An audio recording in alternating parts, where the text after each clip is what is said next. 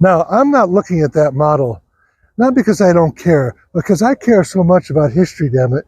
Now, what can I say about this? This reminds me of the Time Machine, where the Eloi and the Morlocks were the creatures underneath the ground that came up through the wells and forced the pale-skinned, like Norwegian passive vegetarian types to go underground and work. It looks like how that was set up in the movie The Time Machine from like 1964 or so. I'm dead wrong about this. It's just my impression. It almost looks like a dam of some kind. And as you go down and see the repetition of these semicircular kinds of images with the almost like a cannon coming out of it. Make of it what you will. But this complex is was started in 1971 under the Soviets, and they finished the first phase in 1980. And then after Armenia became a republic, they started a second, more aggressive phase from 2002 to 2009, and Carfisian contributed greatly to the funding of this complex. So I forgot to mention that this entire complex is made out of limestone quarried in this region. And it must have been a tremendous expenditure, because this stone is just lovely and so well cut and fit block into block, suggesting kind of a Incan mastery of the fit of blocks. Of course, we have the modern technology to do it here. This area here, once again, modern art, head submerged. Modern art at its best will indicate to us the depth of our alienation in modern civilization. I just don't like that it stays there, because it seems like it's just a comment about, hey, here we are, it's stuck. It's a nihilistic pit, and that's it. I want to see something that's a little bit more uplifting, and not because I want to cheapen tragedy or thing, but give us hope for the job ahead that we have to save our species. This entire complex will light up at night, and it's gorgeous to see. We should come back here at night. These two characters up there in their little meditation pose, they may be some spirit guardians of the place, and they light up and turn it into kind of a funky yellow hue. Now we can step inside the internal part of the complex. There's modern art exhibits throughout here.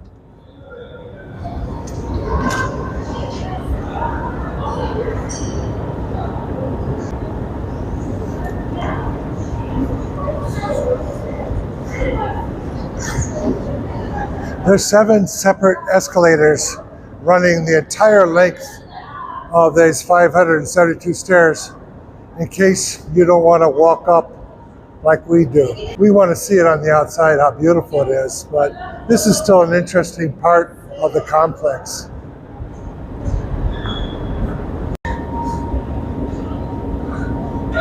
Now here's a piece I really admire by Zhaohui Liu.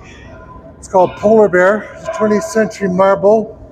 Obviously he's from China. It's very complimentary, of course, for the limestone marble, or the limestone quarry outside. Now, over here is this also really kind of a cool outer ear done by Crispin Foy of Great Britain. It's 2007. And it says iron and resin, the way it's made. I think it's special, and you can find aspects of modern art that could speak to people that dislike it as much as I do.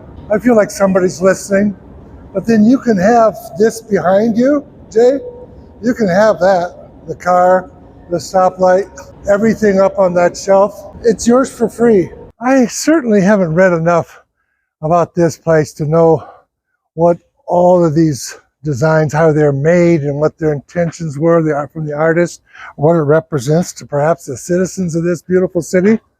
I get a feel of the Assyrian bird here, that Assyrian eagle that accompanied all Assyrian battles and their conquests throughout the the Near East, and still a sense of that futuristic dystopian. So maybe a strange admixture of like Tamanyan was representing, of the ancient and the absurd modern. As far as I'm concerned, the farther back we go in time, the healthier we were as a species, even in civilization. Even with the Assyrians, who were the first really, truly warlike conquest, kill-all empire. I find that they're even more Gentile than we are nowadays. Now we're near the top, and I have to point out that many of these outdoor air museum pieces don't have plaques. And it must be deliberate not to say who the artist was and what the inspiration was. It leaves us wondering. It's not easy for somebody who's not an expert to interpret the symbols or to get a sense of what it's supposed to mean. It's left for us to get the feeling that we do get from it. What do our bodies read and see for such a thing? It has a sense of foreboding for me. Anything that's tall seems to reach up to the sky sometimes in a sense of reaching the sky gods, and can have negative connotations that way, of domination over the rest of us, peasantry on the bottom. It could be also, a symbol of reverence, of something that we aspire and hope to. I prefer the latter interpretation because I believe that the complex itself, the stairway itself, forget the monuments or the art. That's the real central message here, the symbolism. Okay, we're climbing the last stairs here towards the pinnacle, and in my happy interpretation, especially the little bit I've learned about the deep and tragic history of Armenia, this stairway is a stairway not into some distant patriarchal sky god, but into the future. From here, on a clear day, you can see Mount Ararat, which is the symbol of the Armenian homeland. It's in Western Armenia that is now occupied by the Turks, but it is ancestral Armenian homeland.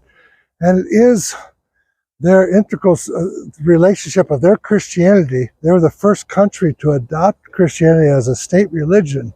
And the symbolism, of course, with Mount Ararat, where Noah's Ark came to rest. So we like to think that this outdoor monument is a testament to Armenia's strength and their future and to their hopeful beginnings. There's still a new republic in this modern version, and we wish the best for them.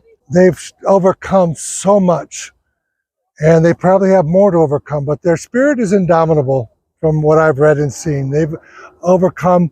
Finally, the future is incomplete. Like the rest of Yerevan, it's under reconstruction. Any city is. A museum is projected to be built here, but as what happens so often, the funding runs out. And so you saw the basis, the foundation was laid. So the future is incomplete, symbolically speaking here, and that's okay. Much of the money comes from the Armenians in diaspora. There's as many as 8 million Armenians living from around the world. Many of them, there's a lot in California, for example. And so many of them are so charitable. They never forget their homeland, and they send money. This country is much stronger economically because of those monies that come here. So the future is incomplete. You can see the rest of Armenia here. There's work to be done. The pollution is just not a good situation here at all. How many times can you see Mount Ararat when it's this polluted? So I think, the very symbol of Armenia is blotted by its current lack of pollution controls, consideration of the climate. But the country's not rich either. So we've learned a lot on our trip up here, and we have a lot more to learn. Thank you.